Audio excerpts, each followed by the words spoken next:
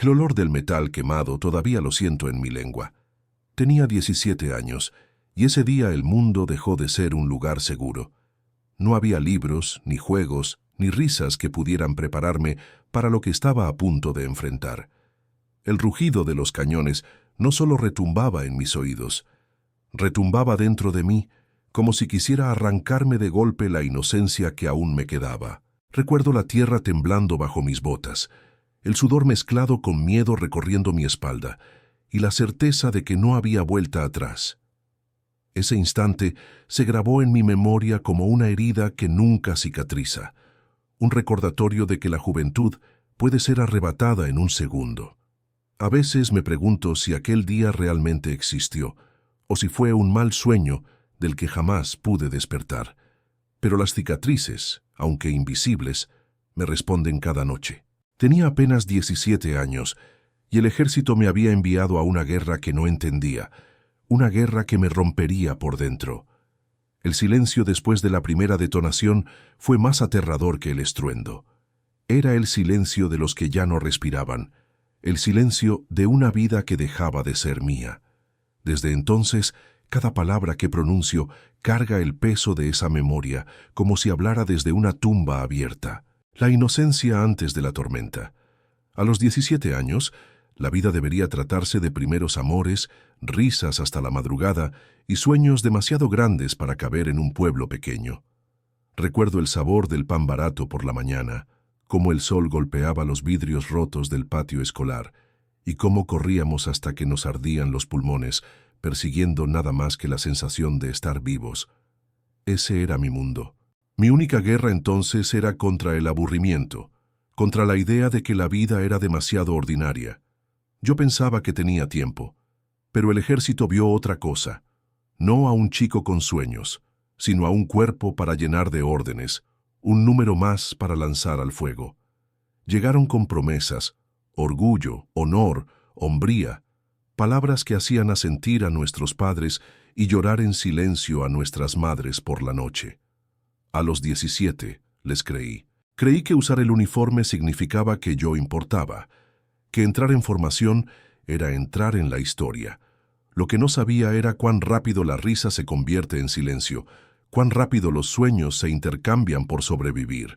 Nos enseñaron a marchar, a disparar, a obedecer, pero nunca a llorar.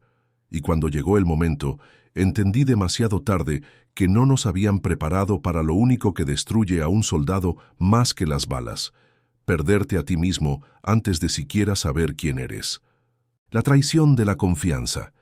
Nos dijeron que fuimos elegidos, que éramos el futuro, la columna vertebral de la nación. Los generales se erguían con botas relucientes, sus palabras rebosando certeza. Los carteles de propaganda nos pintaban como héroes antes de siquiera sostener un fusil. Y nuestras familias, Dios, nuestras familias, estaban convencidas de que esto era un honor.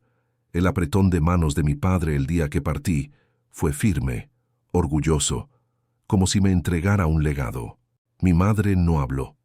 Solo me presionó una cruz desgastada en la mano, su silencio más fuerte que cualquier discurso. Pero detrás de todo ese orgullo había una verdad que éramos demasiado jóvenes para ver.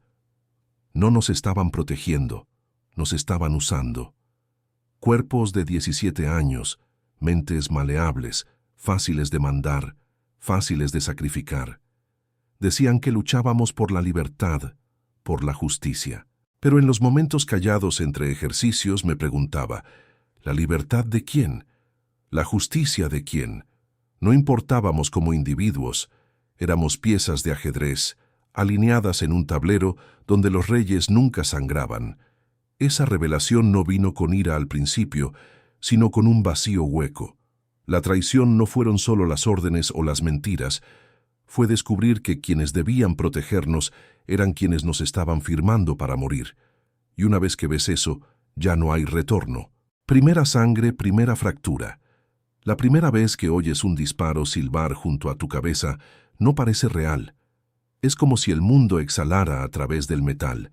La primera vez que ves a un hombre caer, su cuerpo colapsando como si le hubieran quitado el suelo, ahí es cuando se rompe la ilusión. Tenía 17 años, aferrado al fusil con manos que no dejaban de temblar, y de repente el chico a mi lado, el que bromeaba sobre su casa minutos antes, ya no estaba.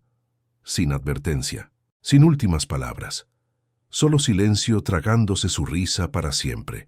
La gente habla del ruido de la guerra, los disparos, las explosiones, los gritos. Pero lo que se quedó conmigo no fue el sonido, fue el silencio que viene después.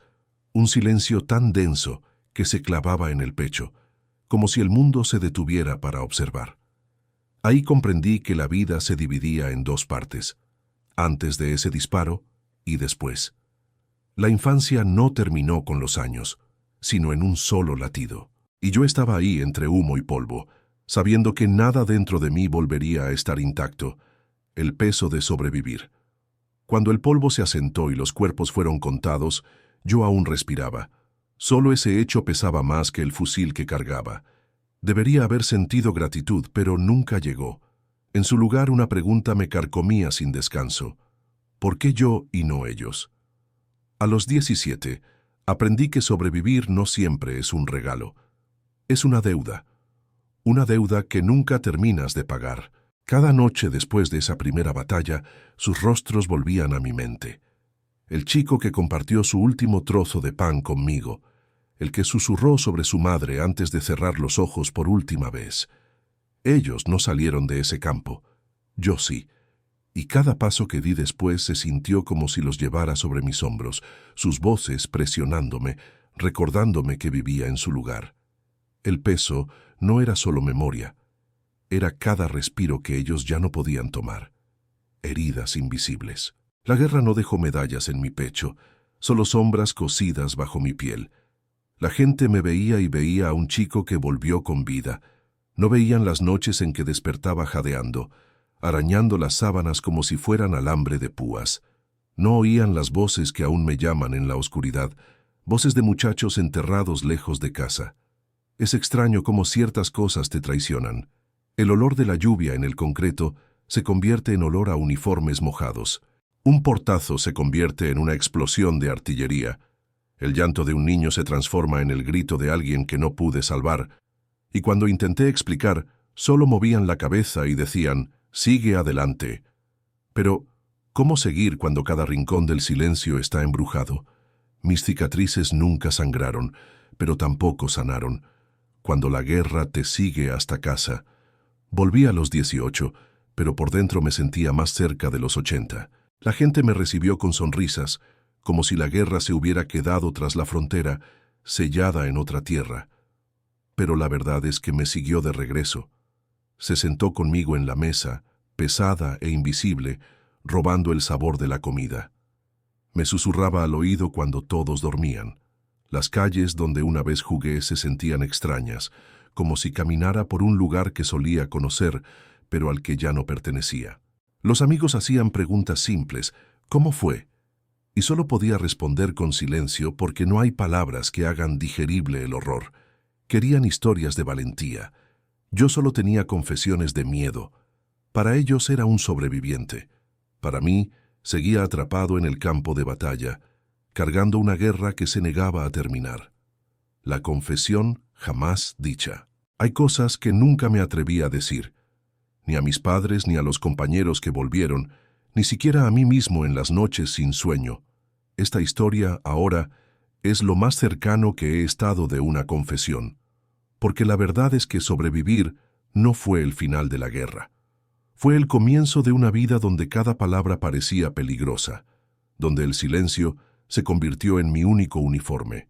Lo que cargo no son medallas ni victorias, sino fragmentos de voces que aún escucho pidiendo ayuda en la oscuridad. Y nunca las respondí, no porque no quisiera, sino porque no podía. Esa culpa es la herida que nadie ve, la razón por la que evitaba los espejos, la razón por la que no podía mirar a nadie a los ojos.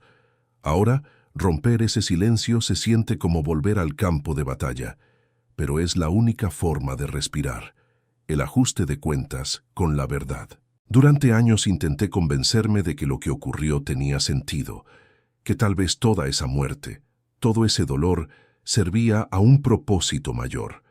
Pero en el fondo, sé la verdad.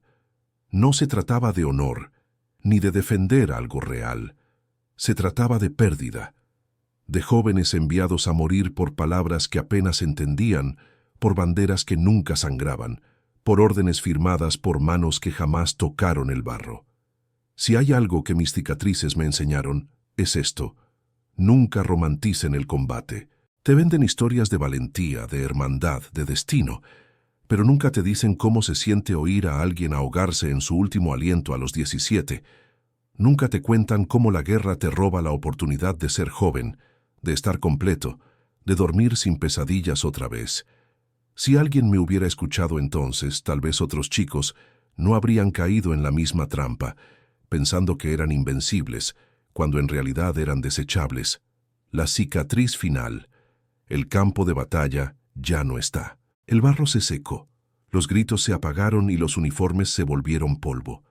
Pero la guerra nunca terminó del todo. Vive aquí, bajo mi piel, como una sombra que no sabe cómo soltarse. Cada silencio demasiado profundo, cada sonido repentino demasiado agudo, me lleva de regreso a ese lugar donde dejé de ser un niño y me convertí en otra cosa, algo roto, algo inconcluso. Miro mi reflejo y veo tanto al joven de 17 años que nunca pudo crecer, como al anciano que carga con sus fantasmas. Esa es la última cicatriz, no en el cuerpo sino en el alma. Una herida que el tiempo no cierra, porque no quiere ser olvidada. Así que te dejo con una pregunta, la misma que me desvela casi todas las noches. Dime, ¿qué harías tú si a los 17 te dijeran que tu vida ya no te pertenece?